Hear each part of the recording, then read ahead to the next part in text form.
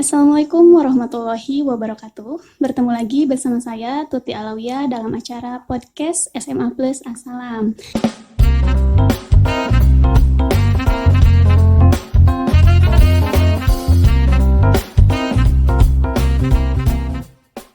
Nah, podcast kali ini kita akan berbicara seputar Hari Pramuka.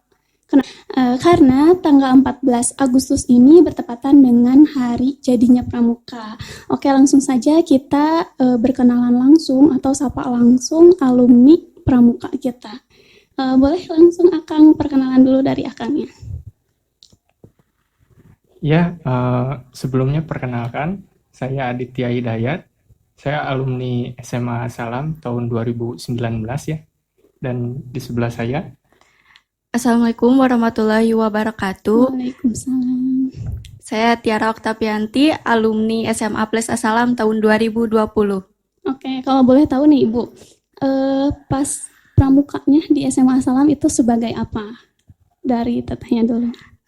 Kalau saya sebagai anggota penegak Bantara. kalau saya sendiri sempat menjadi Pradana Putra. Pradana Putra ya. Oke, Ibu mau tanya dulu sih kenapa kalian tertarik ikut ekstrakurikuler ya kalau pramuka? Kalau untuk di tingkatan SMA itu, kita digantinya menjadi organisasi. Oh, organisasi ya. Kenapa ikut organisasi pramuka? Kenapa tidak yang lain gitu? Menurut saya, untuk pramuka ini udah bisa dibilang terjun ke masyarakatnya itu lebih dalam dan lebih luas juga dibandingkan ekstrakurikuler yang lain atau organisasi yang lain. Kebanyakan kalau di dalam sekolah itu kita kan ada organisasi intrasekolah. Kalau untuk pramuka ini kita langsung terjun ke masyarakatnya.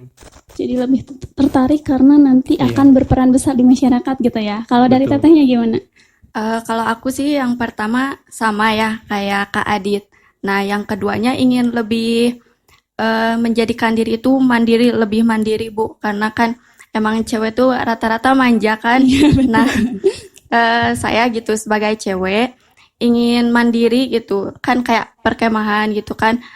Udah mulai jauh dari orang tua gitu, membiasakan diri sendiri kayak gitu Bu. Membiasakan diri sekaligus merasakan sebagai orang luar itu kayak gimana gitu ya. Iya, yang gitu. berprinsip mandiri. Oke, betul. Nah, kenapa sih kalian tahu nggak sih sekarang bahwasanya pramuka itu diwajibkan? Pasti tahu kan ya? Kenapa sih harus pramuka yang diwajibkan selama SD, SMP sampai SMA ya? Wajib ya? Iya. Nah, alasannya itu cukup sederhana karena yang pertama kali masuk ke Indonesia itu organisasi Pandu awalnya. Itu dibawa oleh Belanda Bapak Pandu. sendiri.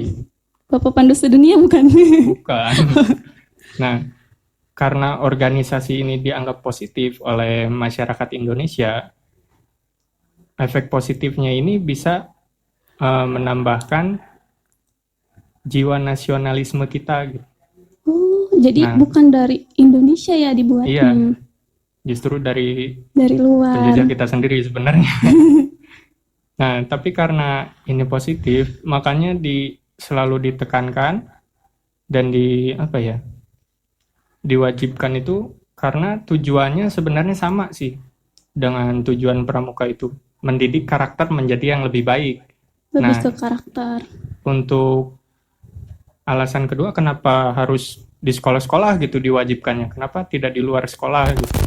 Nah, karena sekolah sendiri itu area utama kita untuk belajar. Ya, betul. Kalau dari tetehnya mau ditambahkan boleh?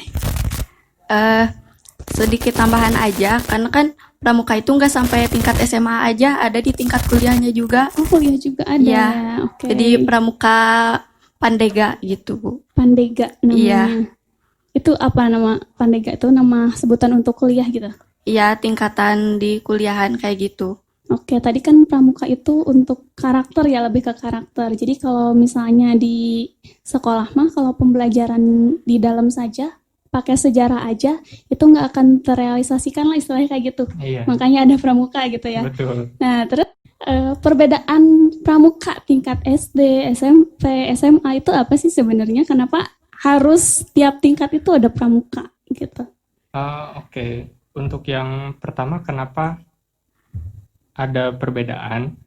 Yang pertama itu kita di SD nih. Di SD itu kita memang lebih ke perkenalan gitu, masa persiapan. Kalau di SMP atau Penggalang itu masih sama, tapi lebih bobot materinya lebih dalam lagi. Nah, kalau untuk tingkatan SMA atau tingkatan penegak, itu kita langsung terjun ke masyarakat dengan resiko yang harus bisa kita ambil sendiri. Jadi prakteknya Iya, sama gitu ya, mungkin praktek ke masyarakatnya itu di SMA, kalau SD, SMP perkenalan gitu. begitu. Kalau SMP mah persiapan Bu gitu, persiapan untuk terjun ke masyarakat. Kalau SMA, nah terjun ke masyarakatnya. Oke, tadi kan berbicara terjun ke masyarakat. Nah, dari SMA sendiri kan pernah jadi alumni kan. Nah, dari Akang Tetehnya yang selama ini yang terjadi, yang direalisasikan dari program Pramuka SMA Salam, terjun ke masyarakatnya sebagai apa aja? Contohnya dari saya sendiri ya. Saya untuk jabatan sekarang itu sebagai kader dari wadah bakat pramuka sih. Salah satu wadah bakat pramuka itu yang saya ampu itu Satuan Karya Bakti Husada. Nah, kita juga sempat berpartisipasi dalam lagi masa-masa COVID kayak gini ya. Contoh lagi bagi-bagi masker sama pihak puskesmas. Nah, kadang tetehnya juga ikut juga sama kayak tim SAR gitu. Mungkin bisa dijelaskan lebih lanjut? Ya, kalau saya sendiri kan sudah tergabung dalam organisasi Brigade Penolong Kabupaten Bandung. Wah, hebat sekali ya. Alhamdulillah. Ya, itu tugasnya apa teh? Ya, kayak tim SAR gitu ya, kita membantu kalau misalkan ada bencana alam kayak banjir, kita terjun ke sana membantu masyarakat di sana membagikan makanan, baju dan lain-lainnya. Biasanya ibu suka lihat di jalan-jalan gitu ya, ada anak pramuka yang gabung sama polisi. Terus ada juga yang ke kesehatan. Nah, itu kalian ikut juga apa? Itu beda lagi gitu? Sebenarnya bisa dibilang beda lagi juga bisa, karena itu wadah pramuka untuk yang benar-benar di luar sekolah gitu. Oh, itu untuk Itu luar rumah sekolah. baru pramuka di luar sekolah. Nah, bukan hanya polisi, kesehatan, sama apa tadi? Polisi sama kesehatan. Ya, selain polisi dan kesehatan ada juga bagian TNI-nya, bagian kelautannya ada, bagian perhutanannya juga ada. Jadi itu di luar sekolah berarti. Iya, betul. Oke. Nah, sekarang kan kenapa Ibu mengundang kalian ke sini untuk podcast? Karena bertepatan dengan Hari Jadi Pramuka yang ke berapa? 59. Yang ke-59, betul sekali ya. Hari Jadi Pramuka yang ke-59. Nah, ini pada saat itu kan diperkenalkan oleh Insinyur Soekarno tahun 1961 bahwasanya pramuka itu ada loh. Jadi diperkenalkan kepada masyarakat bahwasanya pramuka itu ada. Nah, setiap tanggal 14 Agustus dari teman-teman anak pramuka mau ngadain acara apa? Untuk saat ini karena sedang bersamaannya dengan kasus COVID ini, Ya, pandemi ya, jadi sulit mungkin. kita akan mengadakan apel di tingkat kecamatan, dan bukan hanya apel saja ya.